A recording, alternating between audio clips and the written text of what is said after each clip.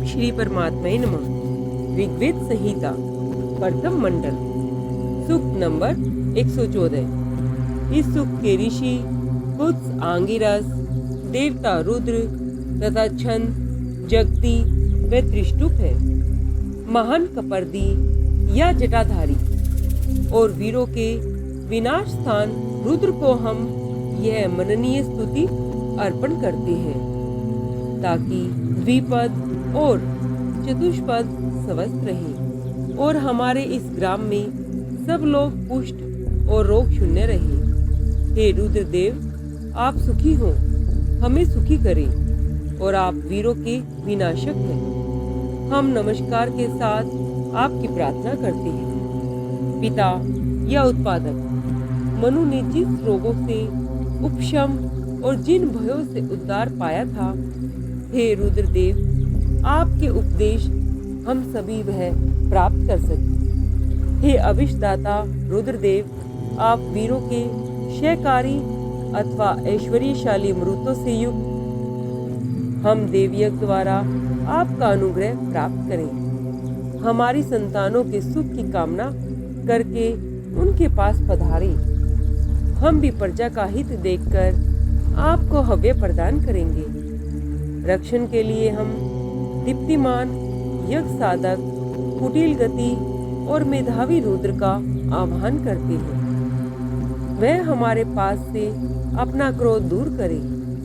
हम उनका अनुग्रह चाहते हैं। हम उन स्वर्गीय उत्कृष्ट वराह की तरह अरुण वर्णा, कपर्दी, दीप्तिमान और उज्जवल रूप वाले रुद्र को नमस्कार करके बुलाते हैं।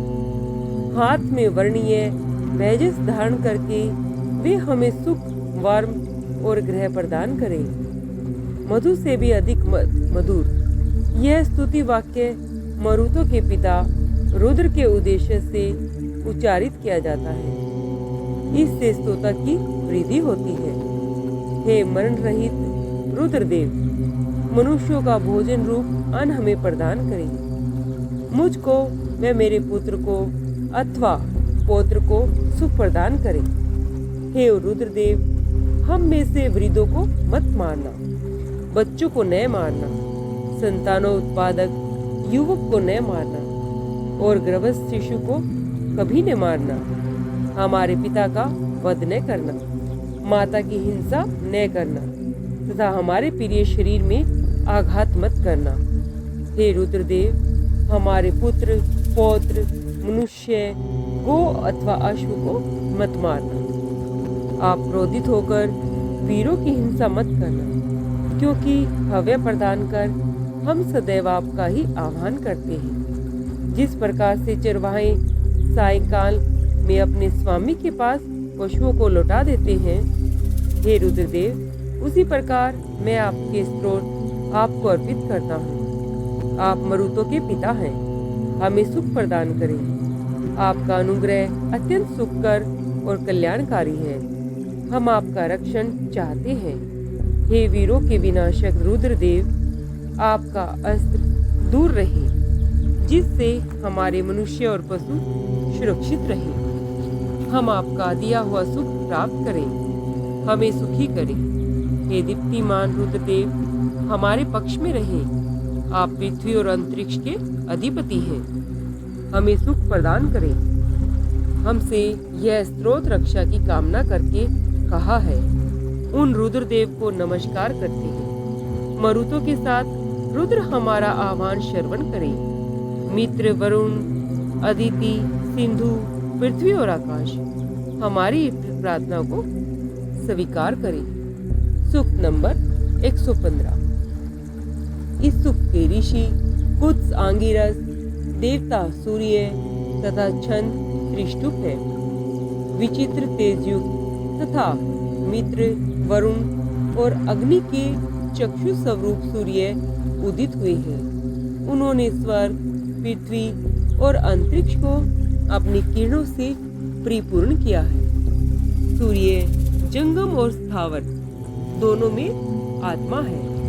जिस प्रकार से पुरुष स्त्री का अनुगमन करता है, उसी प्रकार से सूर्य देव भी दीप्तिमयी उषा के पीछे पीछे जाता है। इसके समय देवाभिलाषी मनुष्य बहुयुग प्रचलित यज्ञ कर्म को संपन्न करते हैं। वहाँ उन साधकों एवं कल्याणकारी यज्ञ कर्मों को सूर्य देव अपने प्रकाश से प्रकाशित करते हैं। सूर्य के कल्याण रूप हरि नाम के विचित्र घोड़े इस मार्ग से जाते हैं। वे सबके स्तुति भाजन हैं। हम उनको नमस्कार करते हैं। वे आकाश के वृष देश में उपस्थित हुए हैं। वे घोड़े तत्काल ही धूलोक और भूलोक की चारों दिशाओं की परिक्रमा कर डालते हैं। सूर्य देव का ऐसा ही देवत्व और महत्व है कि वे मनुष्यों के कर्म समाप्त होने से पूर्व ही अपने विशाल किरण के जाल का उपसंहार कर डालते हैं। जिस समय सूर्य अपने रथ से हरि नाम के घोड़े को खोलते हैं, उस समय सभी लोकों में रात्रि अंधकार रूप आवरण विस्तारित करती है। मित्र और वरुण को देखने के लिए आकाश के बीच सूर्य देव अपना ज्योतिर्मय प्रकाशित करते हैं। सूर्य के हरि नाम के घोड़े एक ओर अपना अनंत दीप्तिमान बल धारित करते हैं और दूसरी ओर कृष्ण वर्ण अंधकार करते हैं। हे सूर्य किरणों, सूर्योदय होने पर आप हमें पाप से मुक्त करें।